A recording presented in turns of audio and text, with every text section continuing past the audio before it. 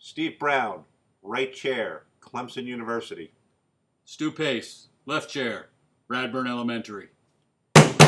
Electric football, here we go. Dolphins at Bengals. Bengals win. Stu. I can't take Miami here because they can't play 4 quarters.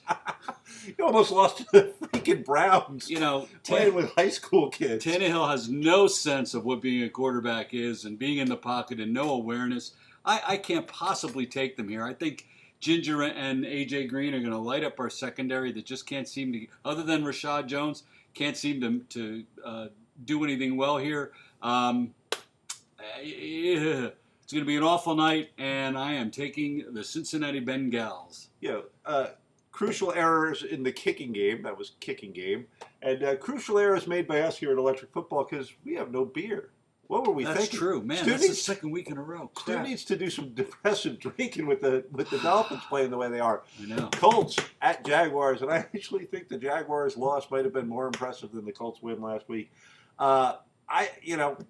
This is a tough game, but Jaguars at home, I think they're going to be able to exploit what I still think is a terrible Colts defense. Agreed. I'm taking the Jaguars. Yeah, first of all, it's in London, so bloody wake up early, you bastards. Good Lord, I forgot that. 9:30 in the morning, football for Thank you. 14 hours. Thank you for pointing out my shameful mistake. Oh, sorry. The Jacksonville defense is in better shape than the Colts defense, but I don't trust Bortles right now. I was really high on him, and boy, he's having the second-year goobers or something here. Anyway, the Colts need to get Gore going, which could be difficult against this Jacksonville front.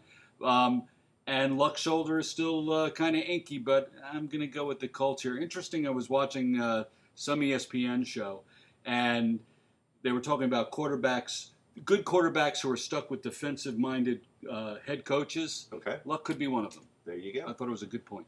Titans at Texans, and I don't know who wears number 00 on the Texans, but boy, he showed up on the scoreboard last Thursday. That was awesome. But I still like them here in this game. I think that Mariota is making small incremental steps to being a good quarterback, but I think he gets, the Texans angry, well-rested. Though J.J. Watt doesn't appear to be what he was last season. You got to wonder if these injuries are starting to, to really take their toll. I mean, you can't hurt, your back, your leg, your abdomen. You can't rip and not have some effects. It'll be interesting to see if he gets better or less effective during the season. Yeah. But I think in this game at home, well rested, you got to go with the Texans. Yeah, I mean, DeMarco Murray should see the load here for Tennessee, but I don't know how much running room he's going to get, and a lot of that is going to be depending on the health of J.J. Watt. I don't think Mariota's going to get anything going against the secondary. Agreed. They put up goose eggs last week against New England. I mean, they couldn't run a play that made sense. They're going to come out fired up, and I think they're going to walk with this one. All right, the Browns at Washington. And I got to tell you, I don't know which was a better battle this week. Norman versus Beckham. Beckham versus the little punters. The kicking net. He lost, by the way. Yes, that was a TKO for the net. Net won. Yes. Odell, nothing. Or Trump Hillary. Yeah. But I do like what the Redskins showed there. They showed some fire. They showed some fight. They came back and won an important game. Mm-hmm. And the Browns couldn't win a game they won. Right. I mean, they won that game. They won that game. And three missed field goals. Yeah, could not finish it off. So I don't see how you don't take Washington at home. Hard to see. I mean, you could win a suicide pool just by picking against the Browns. Just one of my friends is going to do so. He mentioned it today. Not a bad strategy. The Browns gave the Dolphins everything they had and did come up with a loss. If they had just not signed a guy that was, pushing the shopping cart in, the middle of New York City going, "Where's my meat?" They might have had a chance there. But the Browns are on the road against the Redskins that just beat the Giants. It's the second road game for the Brownies, and I suspect Cousins will, have a rough day against the secondary. The Browns' secondary is pretty good, but the Skins should prevail, and I'm picking them by a field goal. All right, Seattle at the Jets, and one of the better games in a bad week. Yeah. Seattle's D is. I think I mocked Seattle's D last week, which was a mistake. They're, statistically, they're doing very well, and they have to be salivating at the chance of Ryan Fitzpatrick throwing a record number of interceptions because that was an impressive. You got to be working hard to find the other team that often. Even eyes closed, you would think they would just fall to the ground. Like, you have to really be putting the ball in the exact wrong spot. That was oh God, I'm drawing a blank. That was Sanchez-like. Yes, it was. There you go, old men. We start to draw blanks. That's right, Bill. Anyway, but Seattle's O is going to be a bit of a no-go against the Jets' tough defense. So this is a tough game. Hawks is not a great road team. I'm going to take the Jets on a whim here. I'm taking the Jets too here. Seattle has looked lackluster in 2 of their 3 games. They barely beat Miami in the opener. They lose to Los Angeles. You know, they crushed last week, but the Jets will sometimes, show up in a game where you think maybe they're not going to win. I mean, Seattle, everyone's expecting to go to the playoffs, possibly the Super Bowl, and they're like fumbling and bumbling. And the Jets could right the ship here with a nice showing against Seattle. I'm taking the Jets. Sadly, I am taking the Jets. Actually, I was surprised that we agreed on that game. I didn't think we would, but there you go. I don't like Seattle on the road ever. There you go. Yeah. And you won me over with that. So Buffalo at the Patriots, and you can't write the story any better for Mr. Belichick. I mean, you take away his Hall of Fame greatest ever quarterback, and he's looking like he's going to go. I'm picking him to go 4-0, and he's done it basically with Gronk hobbling down the field for a play or two. Most teams, you take away their 2 best offensive weapons, they go into the tank. Patriots win. Next man up. No offense to St. Vince, but it might be the Belichick Trophy after this season. It could be, yeah. I mean, honestly, it's getting ridiculous at how good a coach this guy really is. And once again, the Browns, yeah. I think they're shaking their head over the quarterback choices. What about, hey, if we just stuck with them? Right. Anyway, I'm taking the Pats to win this one pretty easily. Yeah, I don't have any other notes than, why bet against them? They get 13 of the 16 games at home for some reason, so I'm taking New England.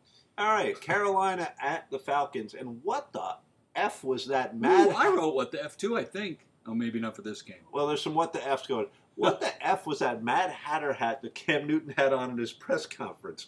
I didn't see it. Oh, please, look it up, folks. The 5 people that watch this show, would somebody figure out a way to post in the... First off, we're not getting enough comments. Yeah, start writing Comment to us. And second off, would somebody figure out how to post a picture of Cam with that stupid hat? If you lose the game, you don't come out with a Mad Hatter T-hat and have a party. Anyway, they're not going to lose this game. The Falcons were very impressive last night. Yep.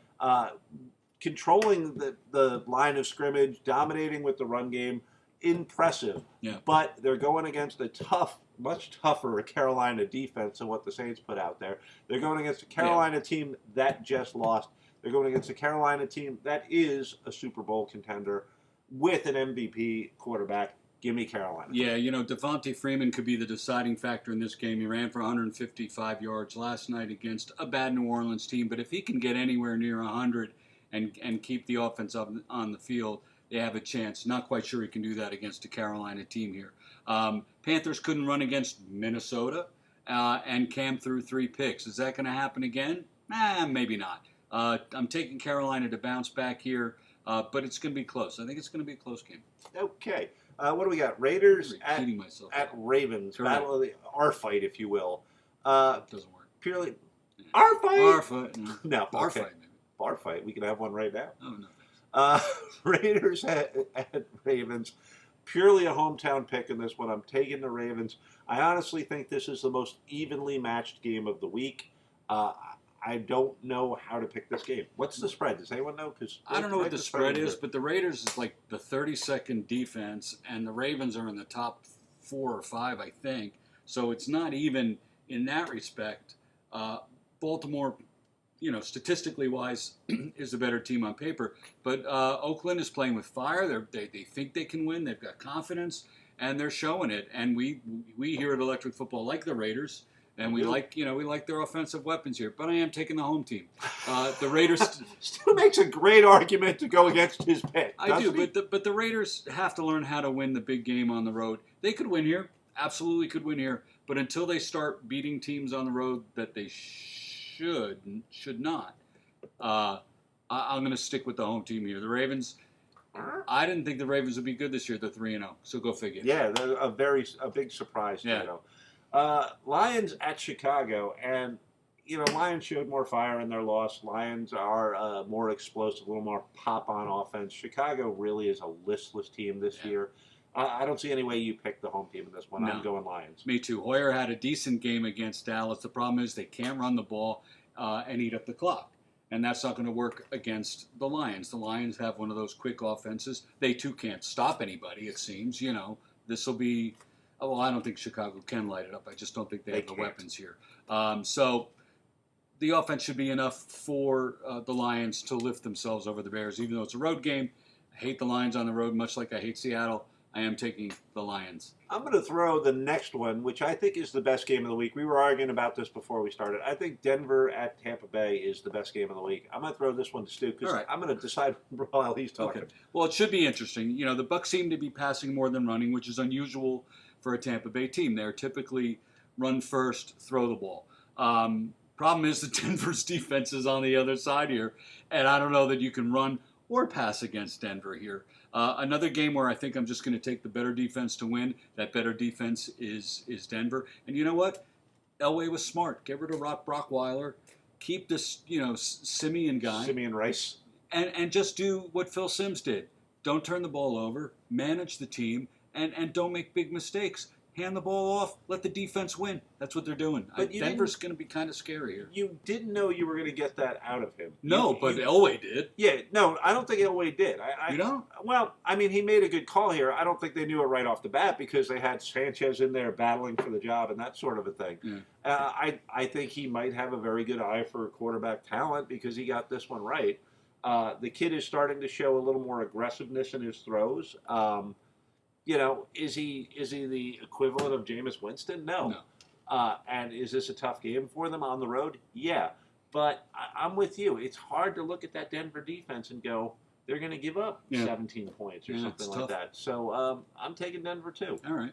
Rams at Cardinals. And was the Rams... There's my WTF here. Oh, well, fire away. Go ahead. What the F, Cardinals? What the hell was that? You go up to Buffalo, you're a Super Bowl contending team, and you get stomped in Rich Stadium that's just half underground. The town is full of people that go to bed at 5 o'clock, and you lose to the Buffalo Bills.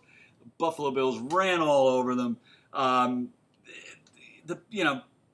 These two teams usually play each other tough, though. It's a divisional game. They usually split. But I don't see it this week. I think this week is where the Cardinals bounce back, have a good game against the Rams, and win this one. If Gurley can shred Arizona like Shady did, could be a different story. But my gut feeling is they're going to rebound from this. If any of you are so pathetic that you go back and look at the old electric footballs, don't look at last week because I didn't get anything. Last week was a what the F week in the NFL. There were some games that were just impossible to call. Buffalo's being one of them. The Rams game surprised me. Was the Rams' first week, an aberration, or was their last 2 weeks an aberration? Was the Cardinals last week an aberration? I'm with Stu. I think it was. I think they're the better team. I think they're at home. I do think the Rams have a tough defense. Talking about earlier shows, I thought Todd Gurley was going to already be, leading 1,000 yards. Yeah, but I have a bad track record with falling in love with running backs. Keyjana Carter was once my first-round pick in fantasy. So I'm going Cardinals. What do we got here? We got Saints. We got Saints and the Bolts. At the Bolts. And the Bolts have been a more consistent team. Saints are coming off of getting steamrolled. The game plan is in place for how to handle the Saints. Just beat them up on the line of scrimmage. Yeah.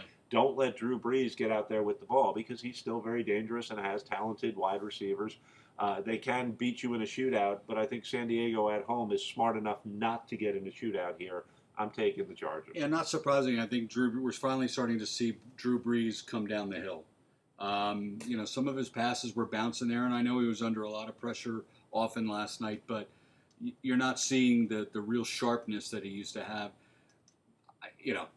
I could be wrong, but it looks to me that he's peaked and he's coming down. I'd take him on my team every day of the week right now still, but he's becoming mortal, and that's all that Phillip Rivers ever has been is a mortal quarterback with the funky release. I'm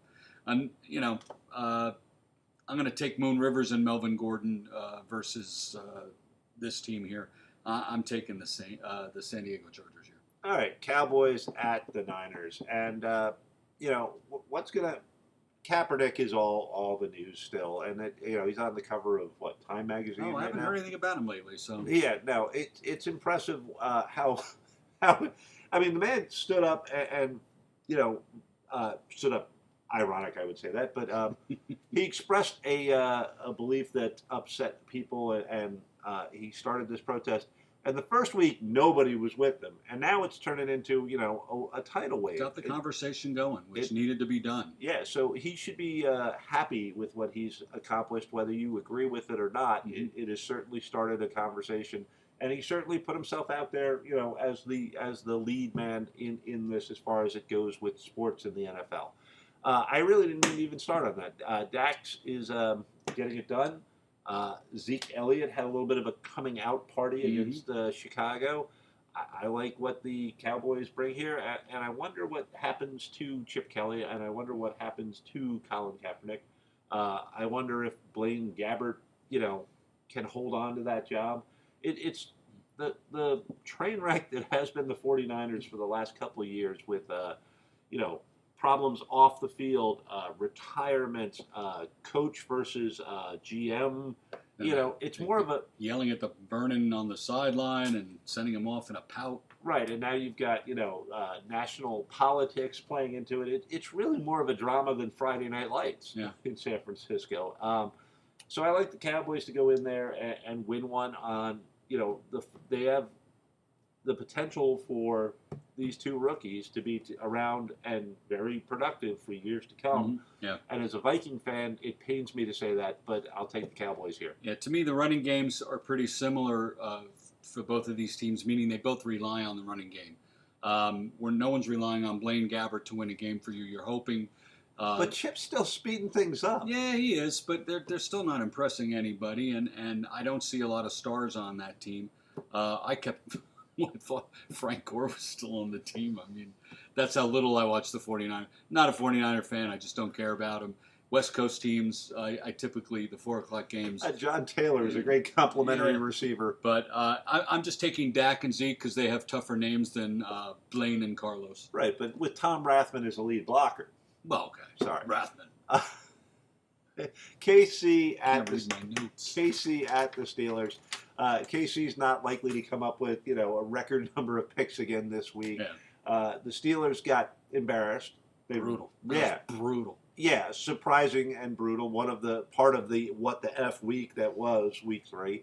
I think at home they bounce back, get back to what they do well, and they get Levy and Bell back. And there you go, and win this game going away. Yeah, I don't know. Can the Chiefs secondary do what they did to Ben? Ben looked mortal the other day in that game, and if they can get the pressure on him like the Philadelphia Eagles did, if they watch that game and go in with the same game plan, I don't know. I mean, they did it to Fitzpatrick, and Roethlisberger got hammered. Maybe they can do it here. But Levy and Bell returns, and I don't know if that changes the game or not. I think it gives everybody a little more confidence in handing the ball off to him. Although what's his face? D'Angelo Williams. Yeah, he did a fine job. Slouch. But I'm not going to count the Steelers out on that abysmal game to the Eagles.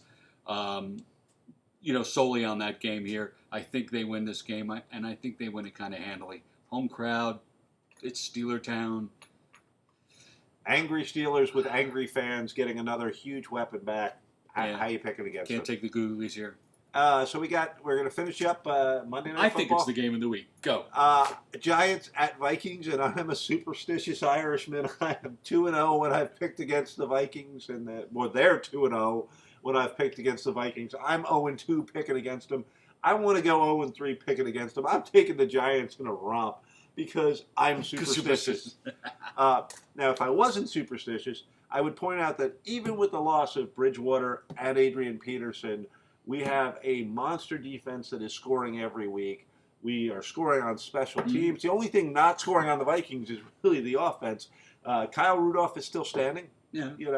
Diggs. We've got all the elements. We're really, I believe, a top 5 team right now. I don't believe the Giants are, but I'm picking the Giants. Bradford came in and did exactly what they needed him to do. Bring a leadership, a calmness to the team. Again, he's not trying to win the game. Let the defense do that. That's what all the great Super Bowl teams did for the most part. Yeah, that was back when the defenses were allowed to play. Well, yeah, they were allowed to tackle people. You could bump a guy. Yeah, true. You could but stab him in the back but as I he was think running they're out on a pass. I think they're similar to Denver in this respect, meaning Minnesota. You know, ferocious defenses. Oh, Hunter and Everson Griffin. With an offense that scores enough to win. And when your defense is scoring once or twice a game, it takes the pressure off the offense. Tends to help a bit. You know, Bradford comes in, avoid the errors, let the D win the game. Minnesota Vikings. God bless you. So this is electric football. Stu wanted to say a little something. Just been a Marlins fan since they came into being. Not because I'm a huge baseball fan, but I always want to be a fan of a team from the day they were born. It has nothing to do with Florida. They just happened to come around in 1993. And a tragic loss for this team. I don't know if you got to see the Mets-Marlins opening ceremony last night. I was crying. I don't have an emotional attachment to these teams, but you could see the absolute outpouring of grief on these guys. They didn't even want to go on the field. I don't know how they pulled off a game. But rest in peace, Jose Fernandez. And that's all I wanted to say. It was just a kind of a shocking thing. To see a young man, younger than my son, killed like that, it's a shame. So, well, that was depressing. No, well said. Well said. Even though it has nothing to do with football, we all feel it when, a beloved sports figure is lost, and especially one that's lost young and in an accident. Yeah, the town is in grief, and we feel it. All right, that's Electric Football. I'm Stu Pace. I'm Steve Brown. See you next week. Comments down there.